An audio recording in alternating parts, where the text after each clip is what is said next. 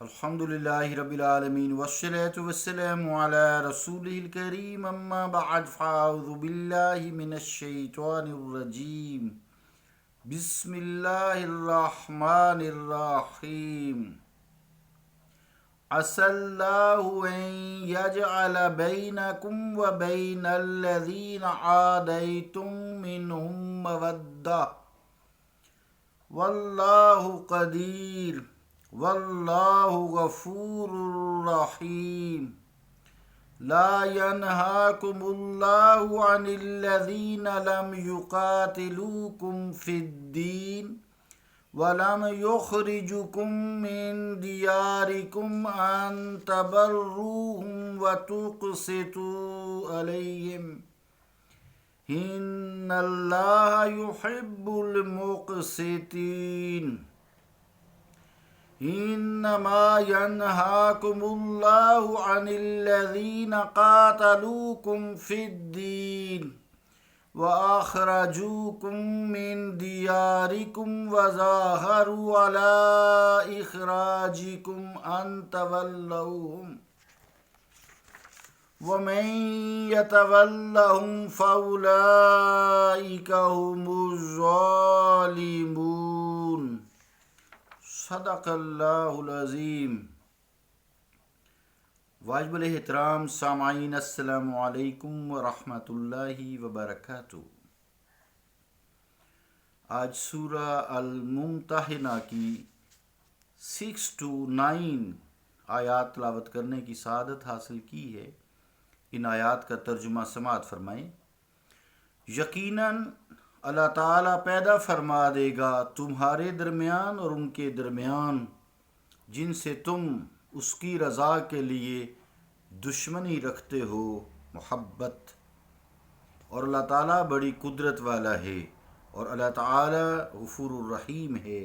اللہ تعالیٰ تمہیں منع نہیں کرتا کہ جن لوگوں نے تم سے دین کے معاملہ میں جنگ نہیں کی اور نہ انہوں نے تمہیں گھروں سے نکالا کہ تم ان کے ساتھ احسان کرو اور ان کے ساتھ انصاف کا برتاؤ کرو۔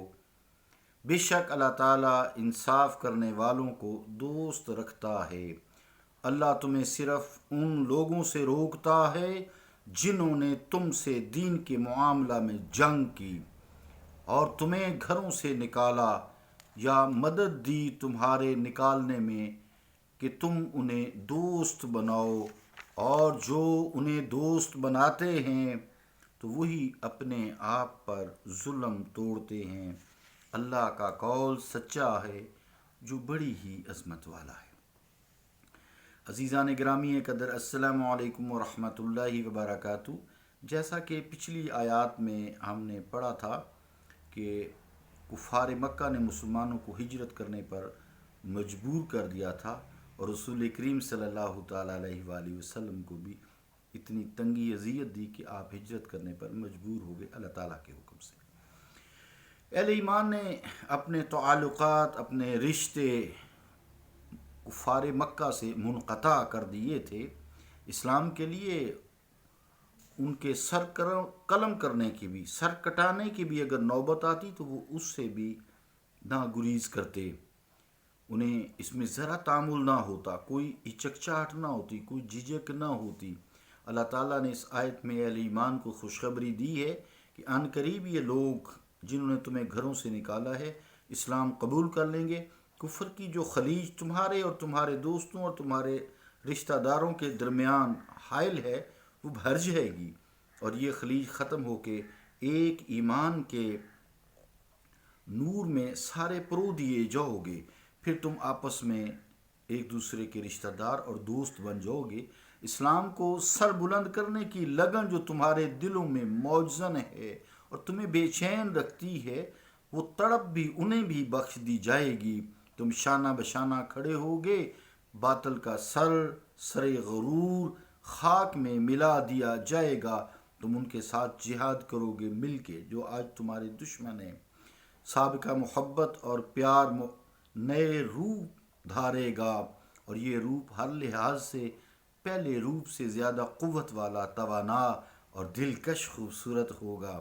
دنیا نے دیکھ لیا کہ فتح مکہ کے بعد کفار مکہ جو ہیں، کفار عرب، فوج در فوج کس طرح مصطفیٰ صلی اللہ تعالیٰ علیہ وآلہ وسلم کے قدمین شریف میں حاضر ہو کر حاضری دیتے اور اپنے دلوں کو نور اسلام سے منور کر کے وہ رشتے دوبارہ استوار کر لیتے۔ عزیزان گرامی قدر، پہلی آیت جو تھی شروع میں کفار کو دوست بنانے سے روک دیا گیا، کفار کو دوست بنانے سے روک دیا گیا۔ تو یہ 8 نمبر جو آیت ہے، اس میں وجہ یہ تھی کہ انہوں نے حضور کریم صلی اللہ تعالیٰ علیہ وآلہ وسلم کو اور بے قصور مسلمانوں کو اپنے وطن اور اپنے گھر بار سے نکال دیا تھا۔ اس آیت میں ان کفار سے حسن سلوک کی اجازت دی جا رہی ہے جنہوں نے مسلمانوں سے نہ جنگ کی اور انہیں جلا وطن بھی نہ کیا۔ یہ ہم نے آج جو آیات شروع کی ہے نا، یہ 7 ہے، میں شاید 6 کہہ گیا ہوں، 6 to 9 کہہ گیا ہوں، یہ 7 to 9 ہے۔ تو یہ پہلی آیت جو 7 نمبر میں نے اس کی تشریح کی، اب جو ہے جو 8 نمبر آیت ہے نا، آگے 8 نمبر آیت ہے، اس سے یہ بات کی جا رہی ہے کہ جو لوگ مسلمانوں کے ساتھ جنگ نہیں کرتے ان کے ساتھ بھلائی کا سلوک دیا جا رہا ہے، کیونکہ انہوں نے نہ مسلمانوں کو نکالا تھا مکہ سے اور نہ ہی ان کی کسی نکالنے والے کی مدد میں وہ شریک تھے۔ عزیزان گرامی قدر، حضرت صدیق اکبر رضی اللہ تعالیٰ عنہ کی ایک بیوی جس کا نام جو تھا قتیلہ تھا، جس کو آپ نے قبل از اسلام ہی طلاق دے دی تھی، ان کے بطن سے آپ کی ایک صاحبزادی حضرت اسماء رضی اللہ تعالیٰ عنہا تھی۔ ہجرت کے بعد وہ اپنی بیٹی کے لیے ان کی ماں جو تھی جن کا نام قتیلہ تھا، تو وہ چند اپنی بیٹی جو ہی ان کے لیے تحفے تحائف مکہ سے مدینہ شریف لے کر آئی۔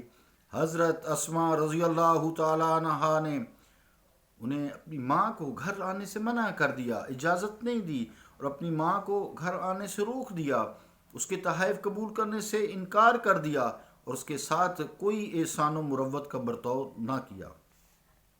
تفسیر قرطبی زیر آیت ھذا جز 18 پیج 59۔ عزیزان گرامی قدر، آگے جو آخری آیت ہے، جو 8 نمبر آیت ہے، اس میں وَتُقْسِطُوا إِلَيْهِمْ جو ہے، تُقْسِطُوا إِلَيْهِمْ، اس میں جو جملہ تُقْسِطُوا ہے اس کا مطلب یہ ہے کہ کفار نے چونکہ تمہارے خلاف جنگ نہیں کی، اس سے پہلے مفہوم ہے، اور نہ ہی انہیں تمہیں کوئی اذیت پہنچائی ہے، تو انصاف کا اب تقاضا یہ ہے کہ تم بھی ان کے ساتھ نیکی اور احسان کرو۔ اگر تم محارب کافروں کی طرح، جو محارب کافر ہیں ان کی طرح ان اچھے صلح والے کافروں کے ساتھ بھی جبر و تشدد کرو گے تو یہ عدل و انصاف کے خلاف ہوگا۔ لیکن اس کا معنی یہ ہرگز نہیں ہے کہ ایسے کفار کے ساتھ تو انصاف کرو جنہوں نے تم پر زیادتی کی ہے، اور جنہوں نے تم پر زیادتی کی نہیں کی ان کے ساتھ کچھ اور سلوک کرو، جنہوں نے زیادتی ان کے ساتھ ہو، یہ عدل و انصاف کے خلاف ہے، بلکہ یہ ظلم ہے۔ تو اسلام کسی بھی طرح کسی بھی حالت میں ظلم کی اجازت نہیں دیتا، اسلام کسی کے ساتھ کسی طرح بھی ظلم کی اجازت نہیں دیتا، دین اسلام امن سکھاتا ہے۔ علامہ ابن عربی احکام القرآن میں لکھتے ہیں کہ تقسطوا کا معنی یہ کہ ایسے کفار کو بطور تبرع جسے کہتے ہیں اور حسن سلوک اپنے اموال کا کچھ حصہ بھی دو تاکہ ان کی دل جوئی ہو جائے۔ یہاں تقسطوا سے مراد عدل نہیں ہے، بلکہ عدل تو مسلمانوں پر چونکہ ہر حالت میں واجب ہے، اس لیے یہاں اس کا مطلب عدل نہیں ہے، خواہ معاملہ کچھ بھی ہو، یعنی جنگجو کفار سے ہو، خواہ ایسے کفار سے ہو جنہوں نے جنگ نہیں کی۔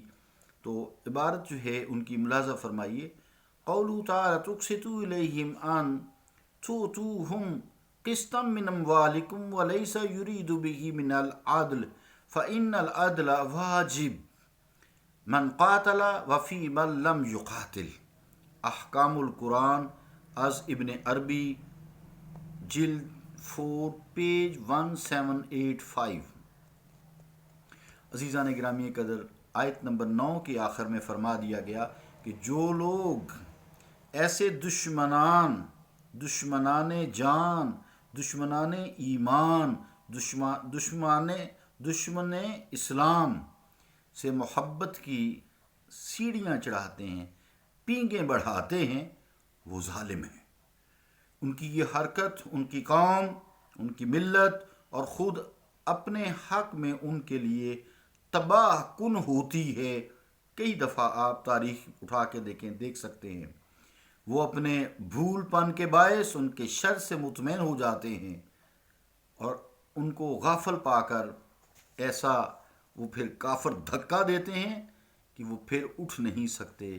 بلا شبہ ایسا شخص، قرآن کریم نے اس کی مذمت کی ہے، بلا شبہ وہ شخص اپنی جان پر بھی ظلم کرتا ہے اور اپنی قوم اور ملت پر بھی ظلم کرتا ہے، جیسا کہ قرآن نے آیت نمبر 9 میں آخری الفاظ میں کہا ہے فَأُولَٰئِکَ هُمُ الظَّالِمُونَ، پس یہی لوگ ظالم ہیں، اپنے اوپر ظلم توڑتے ہیں۔ صلی اللہ تعالیٰ علی رسول خیر خلقہ محمد وعلی آلہ وصحابہ اجمعین برحمتک یا ارحم الراحمین۔